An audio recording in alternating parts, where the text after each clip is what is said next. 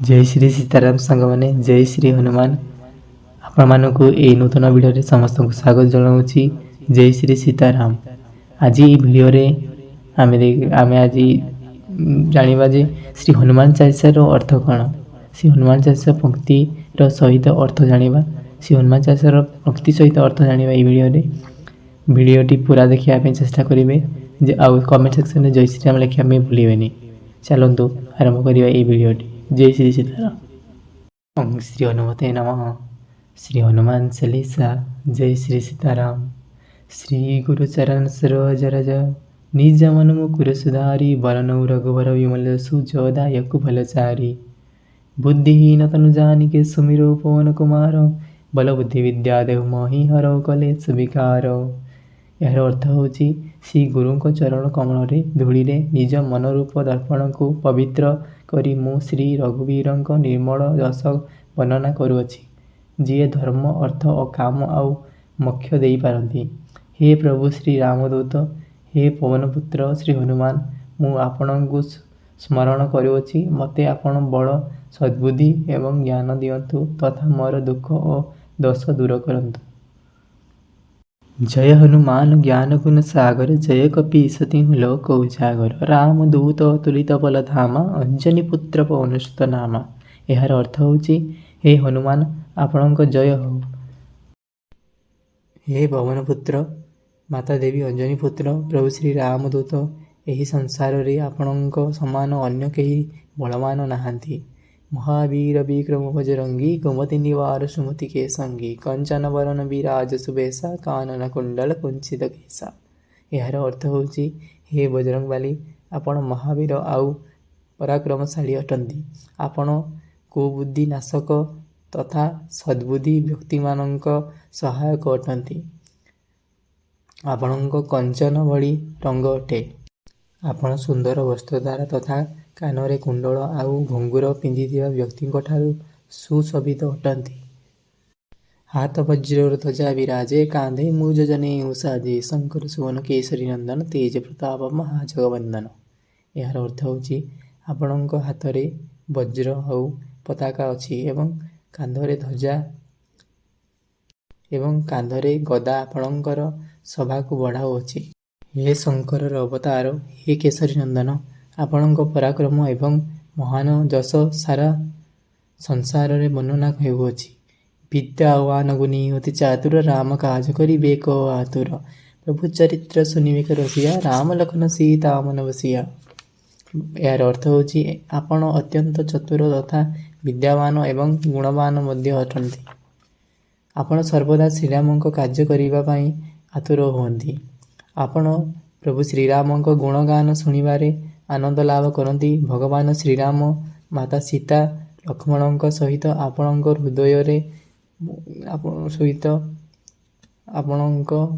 हृदय बसिछंती। सूक्ष्म रूप धरि सिंह दिखावा विकट रूप धरि लंक जरावा भीम रूप धरि असुर संहारे रामचंद्र जी के काज संहारे। यार अर्थ होची आपण अति छोट रूप धारण करी माता को देखाइले तथा भयंकर रूप धारण करी रावणर लंका जड़ाई देले। आपण भयंकर रूप धारण करी राक्षस मानंको मारिदेले एवं भगवान श्रीरामंक उद्देश्य को साकार करिबारे साहाय्य कले। लाय संजीवन लखन जियाए श्री रघुवीर हर शिवर लाए रघुपति किन्नी बहुत बड़ाई तुम मो प्रिय भरत सम भाई। यार अर्थ होची आपण विशल्यकरणी गछ आनी लक्ष्मण को जीवन दान देले। एणु श्रीराम आनंद मनरे आपण को निज हृदय रे लगाइले। हे अंजनी नंदन महावीर हनुमान भगवान श्रीराम आपण को बहुत प्रशंसा करी कहिले तुमे मोर भरत परि प्रिय भाई। सहस्र वदन तुम्हारा अजस गावे अस कही श्रीपति कंठ लगावे सनकादिक ब्रह्मादि मुनीसा नारद सारद सहित ईसा। यार अर्थ होची श्रीरामचंद्र तुमको निज हृदय रे लगाइले एणु सहस्र मुख तुम जसगान करती। श्री सनत कुमार श्री सनातन श्री सनक आदि मुनि ब्रह्मा आदि देवता एवं शेषनाग समस्ते आपणक गुणगान करती। जम कुबेर दिगफल जाते कवि कविता कही सके कहाते तुम उपकार सुग्री होई खिन्ना राम मिलाय राजपथ दिन्ना।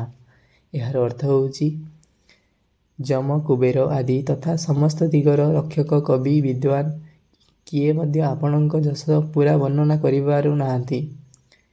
ଆପଣ ବାନର ରାଜା ସୁଗ୍ରୀବଙ୍କ ସହ ଶ୍ରୀ ରାମଚନ୍ଦ୍ରଙ୍କ ସହ ମେଳ କରି ତାଙ୍କ ପ୍ରତି ଉପକାର କଲେ ଏବଂ ତାଙ୍କୁ ରାଜା କରିଦେଲେ। ତୁମାର ମନ୍ତ୍ର ବିଭୀଷଣ ମାନା ଲଙ୍କେଶ୍ୱର ବୈଷବ ଜଗଜାନା ଯୁଗ ସହସ୍ର ଯୋଜନ ପର ଭାନୁ ଲୀଳତା ହିଁ ମଧୁର ଫଳ ଜାନୁ। ଏହାର ଅର୍ଥ ହେଉଛି ଆପଣଙ୍କ ପରାମର୍ଶକୁ ବିଭୀଷଣ ଅନୁସରଣ କରିଲେ ଯାହାଫଳରେ ସେ ଲଙ୍କାର ରାଜା ହେଲେ ଏହା ସାରା ସଂସାର ଜାଣିଛି। ଯେଉଁ ସୂର୍ଯ୍ୟ ହଜାର ହଜାର ଯୋଜନ ଦୂରରେ ଅଛନ୍ତି, ଯେଉଁଠି ପହଞ୍ଚିବା ପାଇଁ ହଜାର ହଜାର ଯୁଗ ଲାଗିଯାଇଥାଏ, ସେହି ସୂର୍ଯ୍ୟକୁ ଆପଣ ମିଠା ଫଳ ଭାବି ବାଳକ ସମୟରେ ଖାଇଦେଲେ।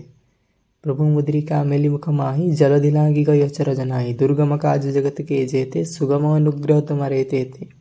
ଏହାର ଅର୍ଥ ହେଉଛି ଆପଣ ଭଗବାନ ଶ୍ରୀରାମଙ୍କ ଦେଇଥିବା ଆଙ୍ଗୁଠିକୁ ମୁହଁରେ ରଖି ସମୁଦ୍ର ପାରି ହେଲେ କିନ୍ତୁ ଆପଣ ପାଇଁ ଏହା କିଛି ଆଶ୍ଚର୍ଯ୍ୟକର କଥା ନଥିଲା। କିନ୍ତୁ ଏହା ଆପଣଙ୍କ ପାଇଁ ଆଶ୍ଚର୍ଯ୍ୟ କଥା ନଥିଲା। ସଂସାରରେ ଯେତେ ପ୍ରକାର କଠିନରୁ କଠିନ କାମ ଅଛି ସେହି ସବୁ କାମ ଆପଣଙ୍କ କୃପାରୁ ସହଜ ଓ ସୁଲଭ ହୋଇଯାଇଥାଏ।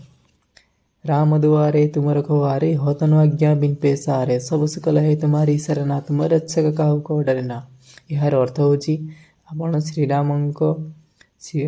ପ୍ରଭୁ ଶ୍ରୀରାମଚନ୍ଦ୍ରଙ୍କ ମହଲର ଦ୍ୱାର ରକ୍ଷକ ଅଟନ୍ତି। ଆପଣଙ୍କ ଆଜ୍ଞା ବିନା ସେଠାରେ କିଏ ପ୍ରବେଶ କରିପାରିବେ ନାହିଁ। ଆପଣଙ୍କ ଶରଣ ପଶିଥିବା ବ୍ୟକ୍ତିଙ୍କୁ ସମସ୍ତ ସୁଖ ପ୍ରାପ୍ତ ହୋଇଥାଏ ଏବଂ ସେମାନଙ୍କୁ କୌଣସି ପ୍ରକାରର ଡର ନଥାଏ। आपन तेज समारो आपे तीनों लोक हाकते कांपे भूत पिशाच निकट नहीं आवे महावीर जब नाम सुनावे।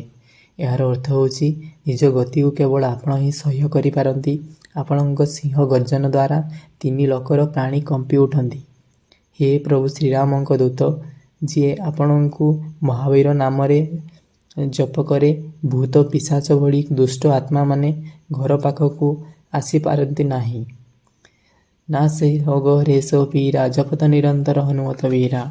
ଏହାର ଅର୍ଥ ହେଉଛି ହେ ବୀର ହନୁମାନଜୀ ଆପଣଙ୍କ ନାମରେ ନିରନ୍ତର ଜପ କରିଲେ ସମସ୍ତ ରୋଗ ସମସ୍ତ କଷ୍ଟ ମଧ୍ୟ ଦୂର ହୋଇଯାଏ।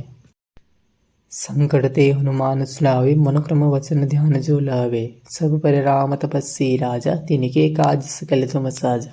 ଏହାର ଅର୍ଥ ହେଉଛି ଯେଉଁ ବ୍ୟକ୍ତି କର୍ମ କରିବା ସମୟରେ ମନୋକ୍ରମ ବଚନ ଦ୍ୱାରା ନିଜ ଧ୍ୟାନ ଆପଣଙ୍କଠାରେ ଲଗାନ୍ତି ଆପଣ ତାଙ୍କ ଦୁଃଖ ଦୂର କରିଦିଅନ୍ତି।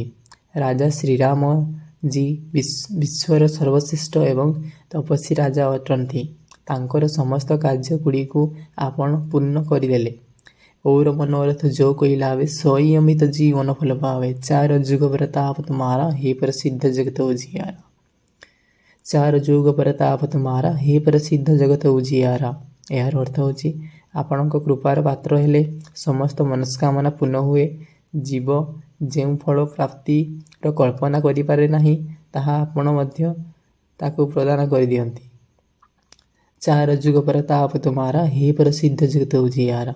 ଏହାର ଅର୍ଥ ହେଉଛି ଆପଣଙ୍କ ଯଶ 4 ଯୁଗ ସତ୍ୟ ଦ୍ୱାପର ତ୍ରେତୟା ତଥା କଳି ଯୁଗରେ ବିଦ୍ୟମାନ ଅଟେ। ସାରା ସଂସାରରେ ଆପଣଙ୍କ କୀର୍ତ୍ତି ପ୍ରକାଶମାନ ଅଟେ।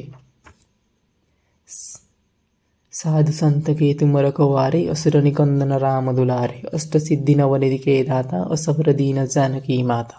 ଏହାର ଅର୍ଥ ହେଉଛି ହେ ପ୍ରଭୁ ଶ୍ରୀରାମଙ୍କ ଭକ୍ତ ହନୁମାନଜୀ ଆପଣ ସାଧୁସନ୍ଥ ତଥା ସଜ୍ଜନମାନଙ୍କୁ ଅର୍ଥାତ୍ ଧର୍ମକୁ ରକ୍ଷା କରନ୍ତି ଏବଂ ଅସୁରମାନଙ୍କର ସର୍ବଦା ନାଶ କରନ୍ତି। ମାତା ଶ୍ରୀ ଜାନକୀଙ୍କ ବର ସ୍ୱରୂପ ଆପଣ ଯେକୌଣସି ବ୍ୟକ୍ତିଙ୍କୁ ଅଷ୍ଟସିଦ୍ଧି ଏବଂ ନବନିଧି ଦେଇପାରନ୍ତି। राम रसायन तुम्हारे पासा सदा रहो रघुपति के दासा। तुम्हारे भजन राम जी को पावे जन्म जन्म के दुख बिसरावे। यार अर्थ होची आपण सदा सर्वदा श्री रघुनाथ जीଙ୍କ ଶରଣରେ ରହନ୍ତି। ଏଥିପାଇଁ ଆପଣଙ୍କ ପାଖରେ ସମସ୍ତ ଅସାଧ ରୋଗ ଗୁଡ଼ିକ ନାଶ ପାଇଁ ରାମ ନାମ ରୂପୀ ଔଷଧି ଅଛି। ଆପଣଙ୍କ ଭଜନ କରିବା ଭକ୍ତକୁ ଭଗବାନ ଶ୍ରୀରାମଜୀଙ୍କ ଦର୍ଶନ ହୁଏ ଏବଂ ତାଙ୍କ ଜନ୍ମାନ୍ତରର ଦୁଃଖ ଦୂର ହୋଇଯାଏ। ଜୟ ଶ୍ରୀ ସୀତାରାମ। अंतकाल रघुबरपुर जाई जहाँ जन्म हरि भक्त कहाई। और देवता चीतन धरई हनुमत सेई सर्व सुख करई। यार अर्थ होची आपणक भजनर प्रभावरे प्राणी शेषरे श्री रघुनाथ जीଙ୍କ धामକୁ ଯାଆନ୍ତି ଏବଂ ମୃତ୍ୟୁଲୋକରେ ଜନ୍ମଠାରୁ ନିଜକୁ ଶ୍ରୀ ହରିଭକ୍ତ କହନ୍ତି। ଯିଏ ସତ୍ୟ ମନରେ ଆପଣଙ୍କ ସେବା କରନ୍ତି ତାକୁ ସମସ୍ତ ସୁଖ ପ୍ରାପ୍ତ ହୁଏ। ସେ ଅନ୍ୟ କୌଣସି ଦେବତାଙ୍କୁ କାହିଁକି ପୂଜିବେ। संकट कटे मिटे सब पीरा जो सुमिरे हनुमत बल बेला। जय जय जय हनुमान गोसाई कृपा करो गुरुदेव की नाही। यार अर्थ होची हे महावीर हनुमान जी जो व्यक्ति केवल आपणक स्मरण करे तार समस्त संकट कटि जाए एवं कष्ट दूर हो जाए। हे वीर हनुमान जी आपणक सर्वदा जय हो जय जय हो जय हो। आपण मो उपरे श्री रघुजी समान कृपा करंतु। जय श्री सीताराम। जो शतबार पाठ कर कोई छूट ही बंदी महासुख होई। जय पढ़े हनुमान चालीसा होय सिद्धि सखी गौरीसा। जो व्यक्ति शुद्ध हृदय रे एही हनुमान चालीसा 100 थर पाठ करिवो से सांसारिक बंधनरु मुक्ति होइजिवो एवं तांकु परमानंद मिलिवो। माता गौरीଙ୍କ ପାଇଁ ଭଗବାନ ଶଙ୍କର जी ଏହି ହନୁମାନ ଚାଳିଶା ଲେଖାଇଥିଲେ। ମାତା ଗୌରୀଙ୍କ ପାଇଁ ଭଗବାନ ଶଙ୍କର ଏହି ହନୁମାନ ଚାଳିଶା ଲେଖାଇଲେ। ଏଥିପାଇଁ ସେ ସାକ୍ଷୀ ଅଟନ୍ତି ଯେ ଯିଏ ଏହା ପଢ଼ିବ ତାକୁ ନିଶ୍ଚୟ ସୁଫଳ ପ୍ରାପ୍ତି ହେବ। तुलसीदास सदा हरि चेरा की जय नाथ हृदय महडेरा। तुलसीदास सदा हरि चेरा की जय नाथ हृदय महडेरा। यार अर्थ होची हे मोर नाथ हनुमान जी तुलसीदास सर्वदा श्रीरामଙ୍କ दास अटंती। एथिपाई आपण तांक हृदय रे सर्वदा बसी रहंतु। जय श्री सीताराम। पवन तनय संकट हरण मंगल मूर्ति रूप राम लखन सीता सहित हृदय बसौ सुरभूप। यार अर्थ होची हे पवनपुत्र श्री हनुमान आपण संकट हारंती एवं मंगल रूपी अटंती। आपण श्रीराम माता जानकी एवं लक्ष्मण सह सर्वदा मो हृदय रे वास करंतु। एमिति वीडियो एंड करिवा नै प्रभु श्री राम को ना प्रभु श्री हनुमान को ना नै कि वीडियो एंड करिवा। आपण जोठी बिना थांतु काहेकि रोषेई करथांतु कि आपण पाठ पढ़ुथांतु कि आपण जेकोसी जगार थांतु रास्तार थांतु कि ऑफिस जाऊँ कि ऑफिस थांतु ये जयकार सामिल हुंतु। प्रभु श्री राम भक्त श्री हनुमान की जय। माता देवी अंजनी पुत्र श्री हनुमान की जय। प्रभु श्री राम दूत श्री हनुमान की जय। श्री सीताराम। जय श्री हनुमान। प्रभु श्री राम चंद्र भगवान की जय। श्री